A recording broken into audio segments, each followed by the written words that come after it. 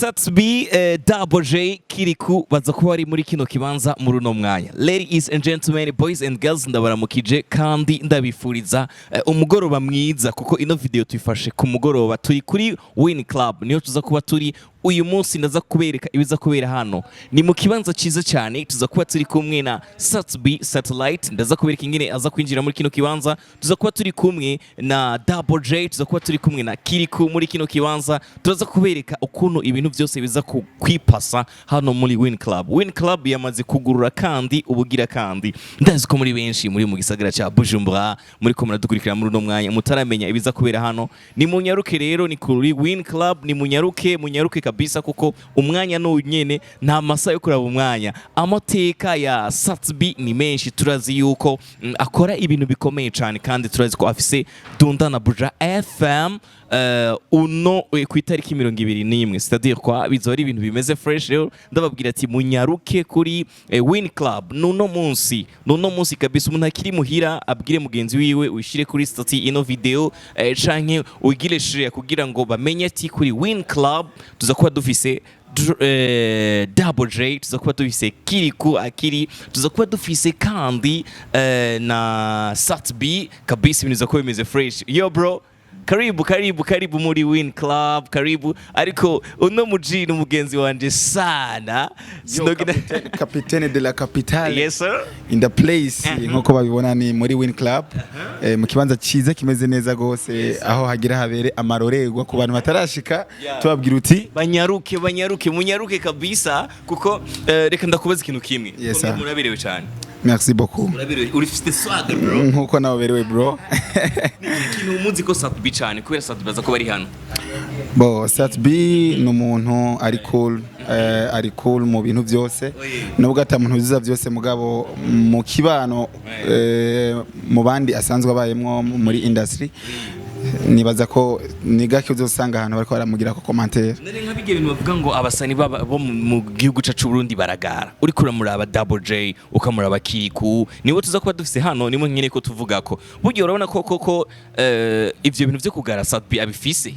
Bo ikintu citwa kugara nibaza ko ari nko mu bastare bose kandi umustar agira umuntu yugurukira bivanye n'ivyo bafashanya canke n'ukuntu babana hafi nkuko nka dramatic canke yaba ari nkundi umuntu wari we wese ashobora kuba ari ku mwanya kuri no mwanya afite abantu ashobora gutelefona allo ashobora kuntiza Samire kuri Limikash mugabo nabandi bantu ashobora kuba to kwitura ico kibazo rero uyu atitura ico kibazo ni bamwe bazamva ngo aragara ariko umuntu wese afise umuntu yugurukira bivanye nivyo bahurirako. Iyi sama uyibona guti samoro na ba diaspora bari mu Burundi sama uyibona guti sama hari byinshi muri sama nibabitegereza ariko ibintu byose nuko nibaza ko aba organisateur nibaza ko abantu benshi cyane bagiye bategura ibiteramo bigiye bitandukanye babirimwo kugira ngo dushobore kuryoherwa bashobore kuryohera abakunzi b'umuziki ndundi kuko urazi ko byose bisaba imitari. Ari aba diaspora batagize ibakwe ryo kuza mu Burundi uno mwaka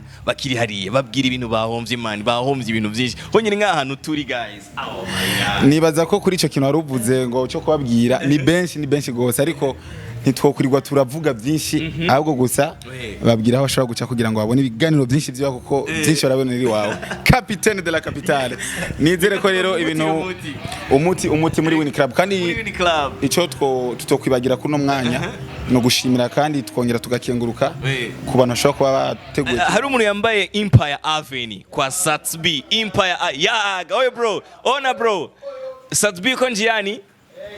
Yes, umvise ati ujya yambaye Empire Avenue ya Satsby. Abafana benshi baza ko bari ngaha baba ba Satsby baba Kiriku baba ba Double J benshi gose ariko ico twoshira imbere ntibiratangura ibintu bibe neza gose ariko nibaza ko muri entre bariko barabibona ukuntu byifashe dushimire kandi twongere dukengurukire abashoboye gushira hamwe zino nguvu kugira ngo bategure igiteramo ouverture nk'iyi imeze neza. Ni benshi bazitegura mugabo ntidushobore kuharonkera akaryo nk'aka ko kubona bamwe performance zabo kwinjira mayibonye ni for free parking uraronka indani muraza gushika murabe ibyiza bya Win Club hama twongere dushimire gose mwebwe namwe mushaka kwa mwashitse ngaha n'abariko baradukurikirana ku kiganiro nk'iki abariko baradukurikirana ni kiye kintu wabwira nko kubaha kubagirira motivation ibiza kubera hano kuko baraza kubibona abatari hafi kugira ngo bagire like bagire subscribe baze kubona ibiza kubera hano baze kubona ingene Sat baza gushika